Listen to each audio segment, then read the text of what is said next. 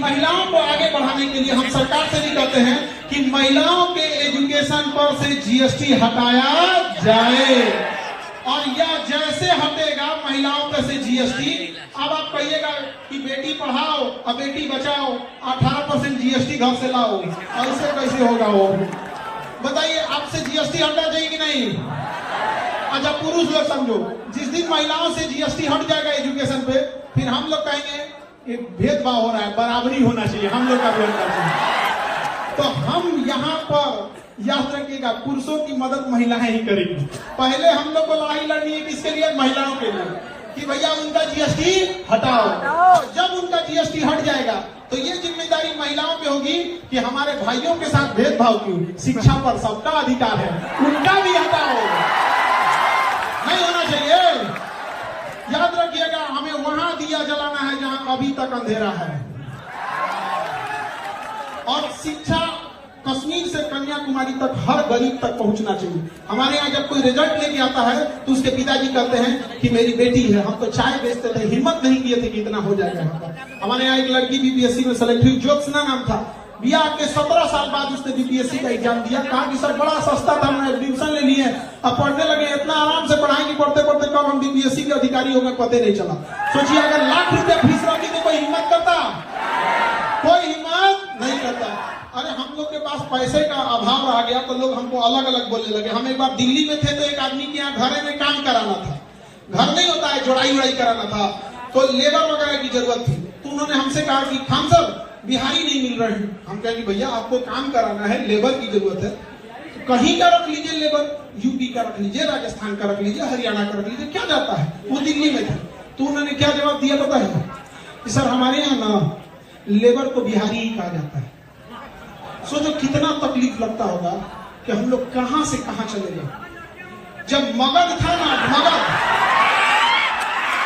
जब हम लोग कहा थे मगध में, तो गुजरात में अकाल पड़ गया था, तो मगध सम्राट चंद्रगुप्त मौर्य अपने सरकारी खर्च से गुजरात में झील बनवाया था, सुदर्शन झील, कि गुजरात के लोग को क्या हो सके, अनाज मिल सके।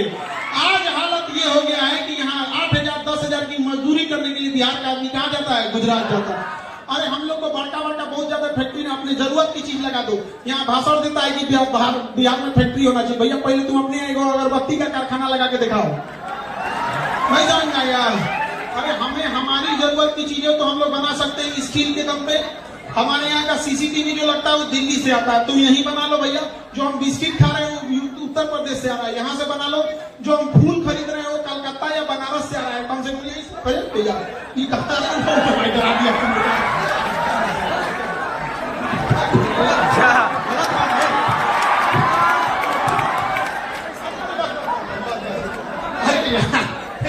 इसको क्या होता, हमको लगा बीमार पड़ गया बेचारा।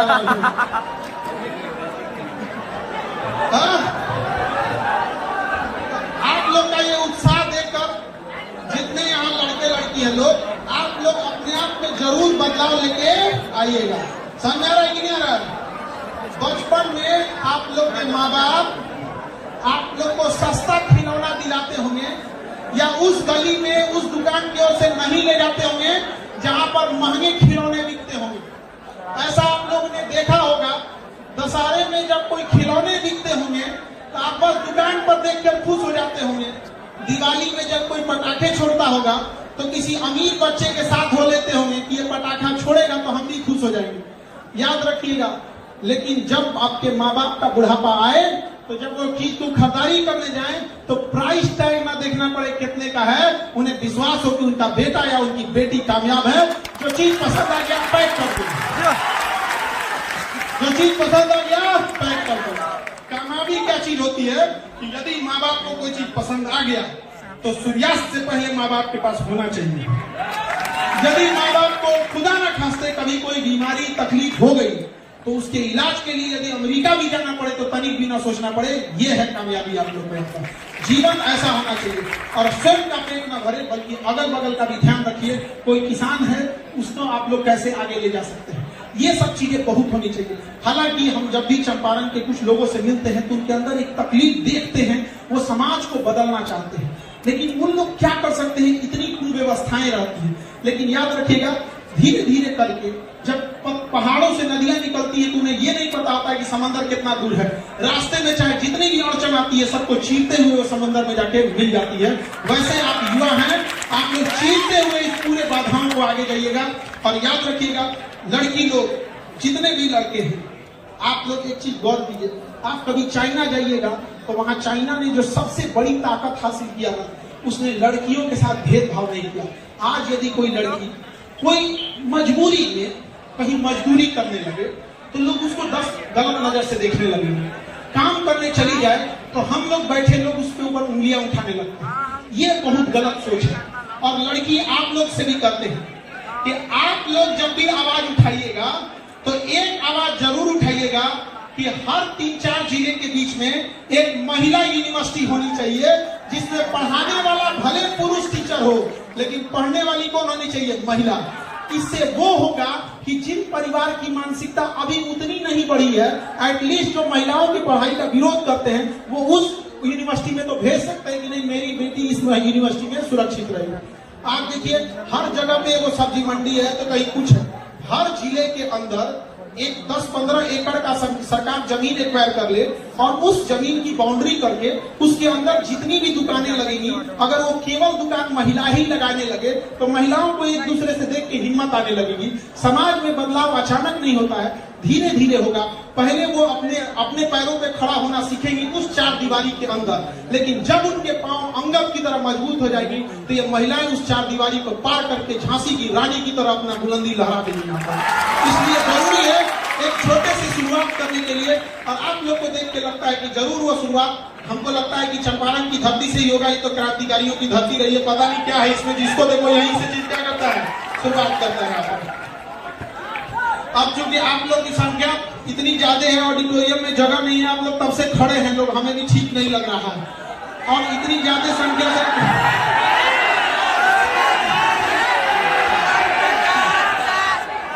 कैपेसिटी से ज्यादा आप लोग ऑडिटोरियम में आ गए हैं लोग, तो कभी कभी सोचते हैं कि हम एक नेक्स्ट जरूर विजिट रखेंगे, इससे बड़ा कोई हॉल वगैरह की व्यवस्था मानेंगे, जिसे कहेंगे कि जरूर कीजिए।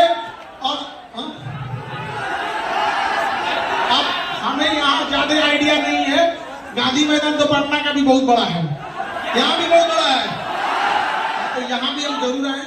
और हम ये चीज जरूर चाहेंगे कि आप लोग जब भी मिले तो एक दूसरे का हाथ से हाथ मिला के चलना सीखिए। अगर आपको कहीं जल्दी पहुंचना है तो अकेले दौड़ जाइए, लेकिन अगर आपको बहुत दूर तक जाना है तो साथ लेके चलिए।